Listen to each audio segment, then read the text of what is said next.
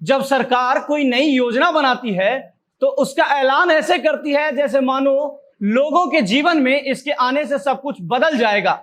सरकार यह भी दावा करती है कि लोगों को योजना का इतना लाभ मिलेगा कि उनका जीवन चकाचौंध हो जाएगा।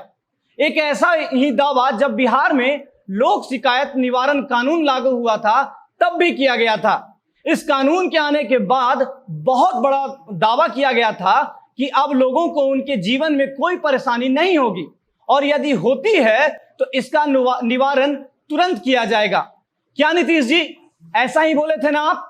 अरे महाराज, सिर्फ कानून बनाने से यदि सब कुछ सही हो जाता ना तो बिहार आज देश के सबसे पिछले राज्य में नहीं गिना जाता महाराज। यह सुनकर भी आपको शर्म तो नहीं आ रहा होगा? अरे आएगा भी कैसे? आपने तो बिहार को बर्बाद करने का पूरा जिम्मा उठा रखा है। लेकिन हम भी यह प्रण ले रखे हैं कि जब तक बिहार देश में अपना सम्मान वापस नहीं पा लेता तब तक चुप नहीं बैठेंगे। तो नमस्कार, मेरा नाम अंकित शर्मा है और आप जनता जंक्शन का स्पेशल सेगमेंट एक्सप्लेनर देख रहे हैं।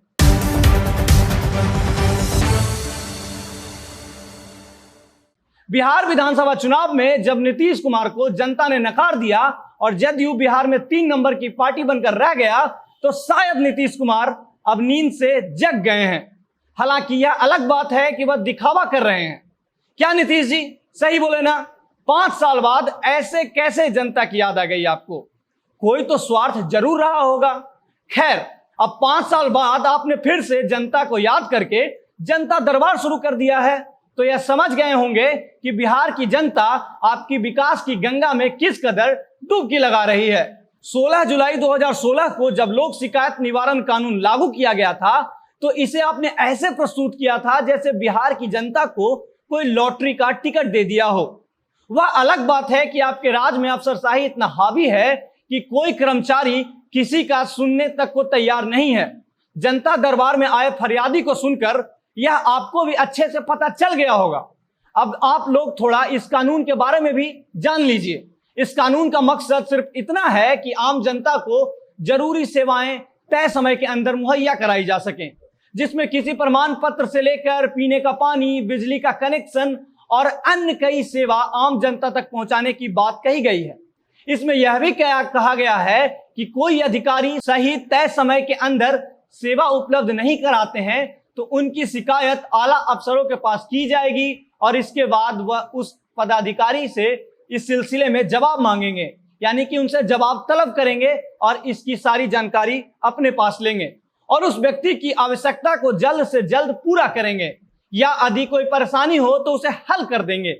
यह सब सुनने में कितना अच्छा लग रहा है ना? लेकिन यह सुनने में जितना अच्छा लग रहा है, धरातल पर इसकी सच्चाई इससे बिल्कुल पलट है। अब समझिए कि इसमें दिक्कत कहां पर आ रहा है। पहली दिक्कत तो यह है कि इसके बारे में आमतौर पर लोगों को जानकारी ही नहीं है और इसके कारण लोग अभी तक दलालों के चंगुल में फंसे रहते हैं। अब दूसरी दिक्कत यह है कि बिहार में सरकारी अधिकारियों को जानबूझकर मामले को टालने की आदत हो गई है, जिससे जरूरतमंद लोग परेशान रहते हैं। लेकिन यह बिहार का दुर्भाग्य है कि इस पर कोई सुनवाई नहीं की जा सकती है। इस वजह से अधिकारी लापरवाह हो गए हैं और उसमें डर भी खत्म हो गया है। अधिकारी यह समझते हैं कि एक बार कुर्सी मिलने के बाद उनको हटाया तो जाएगा नहीं, फिर वह काम क्यों करें?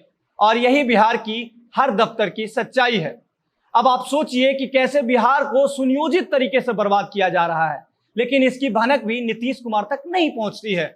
अरे पहुंचेगा भी कैसे? सिर्फ कानून बनाने से यह सब कुछ ठीक हो जाता तो अभी बिहार इतने पिछड़े पायदान पर नहीं होता। अब तो आप यह भी मान चुके हैं कि आपके सरकार में अफसर किसी की नहीं सुनते हैं। अरे महाराज, हम समझते हैं, सुनेंगे भी कैसे? सिर्फ जनता दरबार में फटकार लगाने से सब कुछ ठीक हो जाता तो आज हम इतने पीछे नहीं होते। इसके लिए जरूरी है कि समय समय पर फटकार लगाए जाएं। लेकिन आप तो बिहार में विकास की गंगा प्रवाहित कर रहे हैं और इसमें बिहार की जनता डुबकी लगा ही रही है। बाकी हम आशा करेंगे कि आप जब अपने अधिकारियों की लापरवाही जान गए हैं तो शायद नींद से जाग जाएंगे। हमारे लिए स्टोरी ओम प्रकाश ने लिखी थी। कैमरे के पीछे पीयूष कुमार चौरसिया खड़े हैं। मेरा नाम अंकित है। आप जनता जंक्शन देख रहे थे। बहुत बहुत धन्यवाद।